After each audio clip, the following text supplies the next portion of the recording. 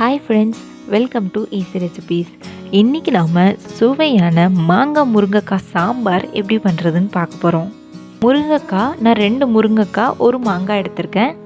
நீட்டாக கட் பண்ணி வச்சுக்கோங்க. ஒரு பெரிய வெங்காயம் கட் பண்ணி வச்சுருக்கேன்.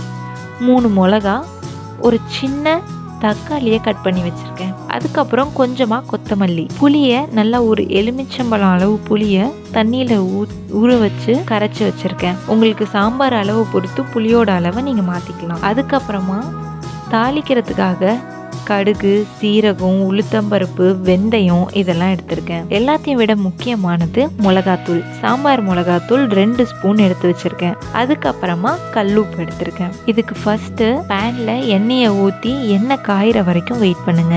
எண்ணெய் காஞ்சதுக்கு அப்புறம் ஃபர்ஸ்ட் நம்ம தாளிக்க போறோம். இதுக்கெல்லாம் முன்னாடி கொஞ்சம் துவரம் பருப்பை குக்கர்ல போட்டு வேக வச்சு ஒரு 4-5 விசில் விட்டு அதை தனியா எடுத்து வச்சுக்கோங்க. அதை நான் இங்கே இன்கிரீடியன்ஸ்ல காட்டல, ஏன்னா சாம்பாருக்கு எப்பவும் நம்ம பருப்பு வச்சுப்போம்ல, அதனால இப்போ இதில் நான் வெங்காயம், தக்காளி, பச்சை மிளகாய் எல்லாத்தையுமே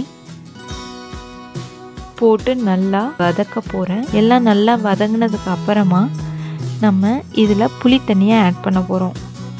கொஞ்சம் உப்பு போட்டு வதக்கிக்கோங்க, சீக்கிரமாக வதங்கும். வதங்கினதுக்கு அப்புறமா நாம் இந்த மாதிரி புளி தண்ணியை இதில் ஊற்றிக்கணும். புளி தண்ணி நீங்கள் ஊற்றுனதுக்கு அப்புறமா அதில் மிளகாத்தூளை ஆட் பண்ணி கொதிக்க விடுங்க. மிளகாத்தூள் நல்லா கொதிக்கணும். கொதிச்சாதான் அந்த பச்சை வாசனை மாறும். இந்த ஸ்டேஜில் நீங்கள் மாங்காயையும் முருங்கைக்காயையும் உள்ளே போட்டுக்கலாம். உங்களுக்கு இதில் ஏதாவது டிஃபிகல்ட்டி இருந்துச்சு அப்படின்னா நீங்கள் பக்கத்துலேயே ஒரு சின்ன யானத்தில் கொஞ்சமாக தண்ணி வச்சு முருங்கைக்காயை கொஞ்சம் வேக வச்சு போட்டுருங்க. நிறைய பேர் காமனாக சொல்கிற கம்ப்ளைண்ட் என்னென்னா, முருங்கைக்காய் வேகவே இல்லை, உள்ள காரம், உப்பு இதெல்லாம் ஏறவே இல்லை அப்படின்னு சொல்லுவாங்கள்ல.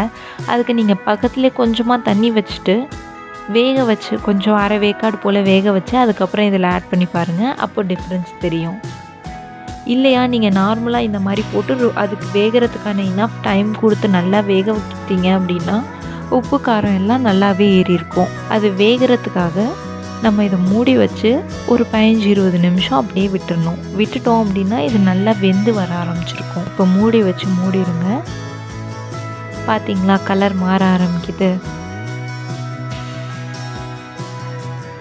கொஞ்சம் நேரத்துக்கு அப்புறம் எடுத்து பரட்டி விட்டுட்டு திரும்பவும் மூடி வச்சுருங்க. இப்போ நான் மாங்காயை எடுத்து வச்சுருக்கேன். ஏன்னா கொஞ்சம் நேரம் ஆக ஆக மாங்காய் குழைய ஆரம்பிச்சிருச்சு. அதனால் வெந்த மாங்காயெல்லாம் நான் வெளியில் எடுத்துகிட்டு முருங்கைக்காயை மட்டும் போட்டிருக்கேன். இப்போது ஆல்ரெடி கொதிச்சு முடிஞ்சிருச்சு. அதனால் இப்போ நான் பருப்பை சேர்த்துருக்கேன். அதில் வேக வச்சு வச்சுருக்க பருப்பு. பார்த்தீங்களா, சாம்பார் ஆல்மோஸ்ட் ரெடி ஆயிடுச்சு.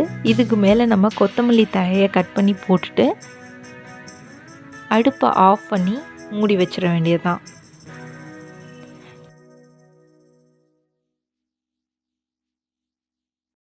எவ்வளவோ சுவையான மாங்காய் முருங்கைக்காய் சாம்பார் ரெடி. இதை நீங்கள் வீட்டில் பண்ணி பாருங்கள். பண்ணி பார்த்துட்டு எப்படி இருக்குது அப்படின்றத கமெண்ட்டில் சொல்லுங்கள். இந்த வீடியோ உங்களுக்கு பிடிச்சிருந்துச்சுன்னா லைக் பண்ணுங்கள். இந்த சேனலை சப்ஸ்கிரைப் பண்ணுங்கள். திரும்பவும் வேறு ஒரு வீடியோவோட உங்களை பார்க்குறேன்.